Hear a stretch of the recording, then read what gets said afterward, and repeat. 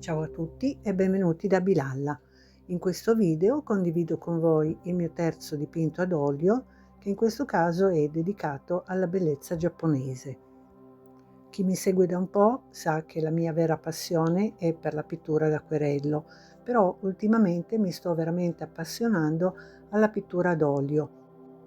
Come ho già detto, io non sono una pittrice professionista e quindi il mio approccio alla pittura è sempre da autodidatta.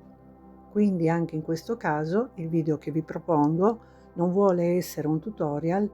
in quanto non conosco a fondo le tecniche per la pittura ad olio, ma come sempre approccio alla pittura in maniera molto spontanea e diciamo anche creativa. Quindi questo video, ripeto, non vuole essere un tutorial, ma più che altro vuole invogliarvi a mettervi in gioco e iniziare a dipingere pur sapendo di non essere degli assi della pittura, quindi per passare delle piacevoli ore dedicandosi a qualcosa che piace veramente. Infatti, da autodidatta, il consiglio che posso darvi è proprio quello di mettervi subito all'opera, nel senso che certamente è importante, se avete avuto la possibilità di seguire qualche buon tutorial o comunque avere qualcuno che vi insegna, ma immagazzinare tanta teoria e non mettere mai in pratica significa solo riempirsi la testa di tante nozioni che poi creano solo confusione e quindi rischiano di farvi passare la voglia di iniziare. Mentre invece, se ci mettiamo subito all'opera, è chiaro che non faremo dei capolavori fin dalle prime volte, probabilmente neanche dopo, però sicuramente intanto cominceremo ad applicarci, quindi a capire come si utilizzano i materiali, come si regge un pennello e intanto ci divertiremo sicuramente. E io una cosa che ho fatto fin dall'inizio è stato conservare tutti i dipinti che facevo. Devo dirvi che all'inizio ho fatto veramente delle enormi schifezze, però li ho tenuti proprio perché ho voluto vedere la mia evoluzione nell'arco del tempo. Diciamo che poi io avevo iniziato esclusivamente con l'acquerello e sono andata avanti per un po' di tempo con quello, e poi avendo comunque preso a seguire tante altre passioni, come ad esempio la pittura materica con lo stucco oppure la costruzione delle BJD in argilla, ho per forza di cose abbandonato per un po' di tempo il discorso pittura. E comunque, seppur dipingendo a periodi alterni, ho proprio notato un miglioramento nell'arco del tempo. Poi, come dico sempre, non ho la pretesa di fare dei capolavori e per me dipingere, così come fare altri lavoretti artistici, è un modo piacevolissimo di passare il mio tempo libero. Certo che col senno di poi potessi tornare indietro, ma parlo di anni, mi dedicherei a degli studi artistici più approfonditi, perché comunque una pecca che ha spesso un autodidatta è quella di non avere delle basi importanti su cui sviluppare tutto il resto del lavoro, e quindi questo comporta non solo avere più difficoltà a fare dei buoni dipinti, ma anche proprio ci si perde molto più tempo, perché gli errori li dobbiamo imparare da noi stessi. Però ripeto, se come me avete veramente la passione per queste cose, sarà la voglia di continuare ad imparare a farci andare avanti. Il metodo di pittura che sto utilizzando in questo dipinto, ma come anche nei due precedenti, è quello che viene definito alla prima, nel senso che l'intera pittura viene effettuata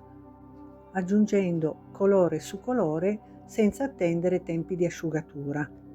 La scelta di utilizzare questo sistema è molto mia personale, nel senso che mi piace molto nella pittura ad olio poter mischiare i colori anche mentre sono già applicati sulla tela.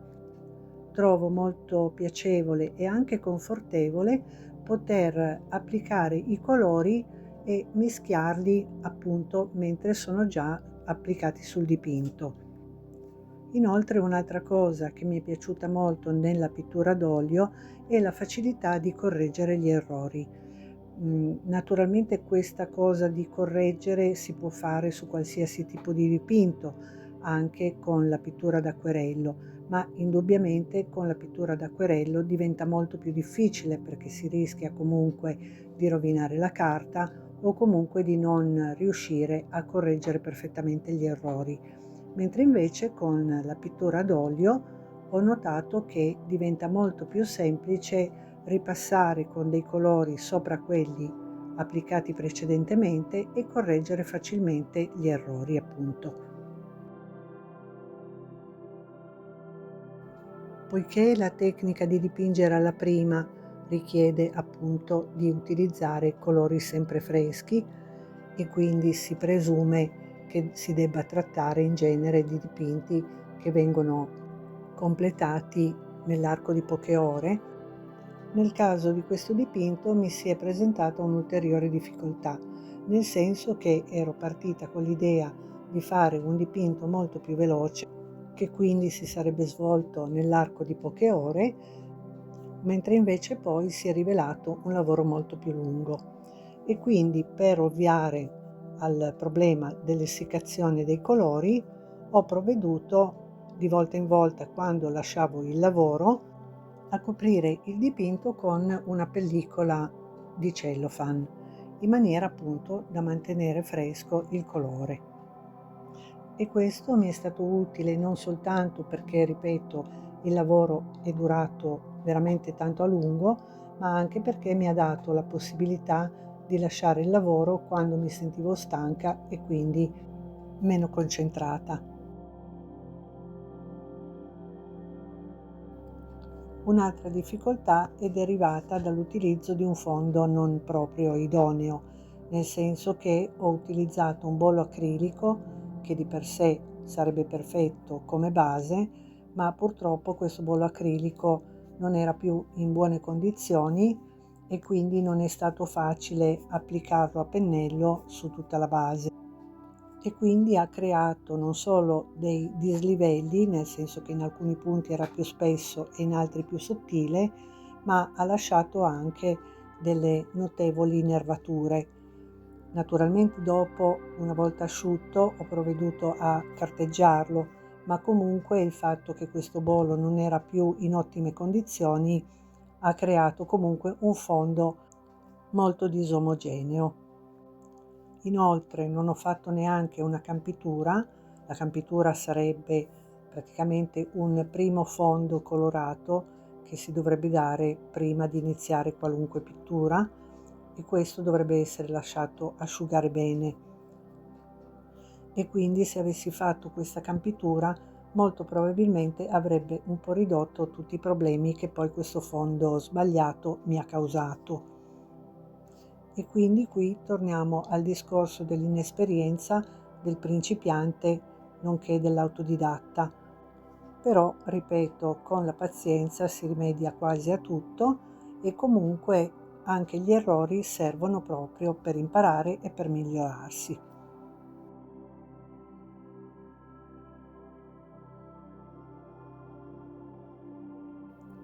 Da autodidatta, un altro consiglio che mi sento di darvi, e questo vale sia per la pittura d'olio che per tutti gli altri campi, riguarda l'acquisto dei materiali. Io sono dell'idea che acquistare subito materiale molto costoso, se siamo dei principianti, è un errore, perché se ci illudiamo che sarà proprio il materiale più costoso a farci fare da subito degli ottimi lavori, avremo inevitabilmente una grandissima delusione. E quindi questo scoraggiamento potrebbe portarci anche a mollare tutto e quindi ad aver buttato soltanto via un bel po' di soldi. Di contro è anche vero che, proprio perché non abbiamo molta pratica, iniziare subito con del materiale molto scadente ci metterà ancora dei bastoni fra le ruote. Quindi in sostanza io consiglio di iniziare con dei materiali di medio prezzo e soprattutto con poco materiale, quindi evitando di acquistare subito tanti pennelli, per esempio, e partire proprio con un'attrezzatura base. In questo modo avremo comunque la possibilità di fare le nostre prime prove, vedere se veramente ci coinvolge e ci piace questo percorso che stiamo iniziando, senza avere l'ansia di aver investito troppi soldi e soprattutto senza avere la paura di cominciare ad utilizzare questo materiale, perché comunque, credetemi, tante volte un freno può essere proprio quello di trovarsi fra le mani del materiale molto costoso e avere paura di rovinarlo. E quindi, se poi avremo l'entusiasmo di continuare, allora poi potremo cominciare a interessarci un po' di più alle attrezzature e quindi anche decidere cosa è meglio per noi, perché comunque, indipendentemente dal valore intrinseco dell'attrezzatura e dalle sue prestazioni, impareremo a scegliere secondo le nostre preferenze e secondo quello che è più adatto a noi. Per esempio, nel mio caso, mentre con l'acquerello con cui ho dipinto per più tempo conosco bene i pennelli che fanno al caso mio, quelli con cui mi trovo bene e quindi che scelgo prevalentemente, invece nel dipinto ad olio, essendo ancora alle prime prove, non avevo ancora capito bene quali pennelli andassero meglio, o perlomeno quali andassero meglio per me. Quindi sono arrivata a questo terzo dipinto e a questo punto ho cominciato a rendermi conto di quali erano le difficoltà che mi portava all'utilizzo di alcuni pennelli invece di altri, perché comunque indubbiamente, al di là dei gusti personali, va detto che ogni tecnica pittorica deve avere i propri pennelli adeguati, ma per l'appunto certe caratteristiche si comprendono bene proprio nell'utilizzare quel materiale. E quindi qui torna il discorso che facevo all'inizio, che cioè bisogna mettersi e provare, perché altrimenti le spiegazioni di come funziona questo o quel pennello rimangono dei concetti astratti.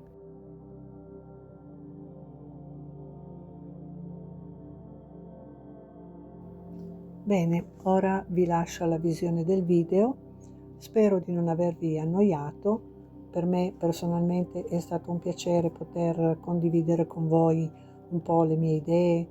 e i racconti di quello che è un po' il mio percorso in questo campo. Chiaramente questo video è rivolto maggiormente ai principianti e agli autodidatti come me, ma comunque spero che possa essere interessante anche per altre persone e soprattutto auguro a tutti tanta passione, perché, permettetemi una perla di saggezza, l'importante non è la meta, ma il cammino.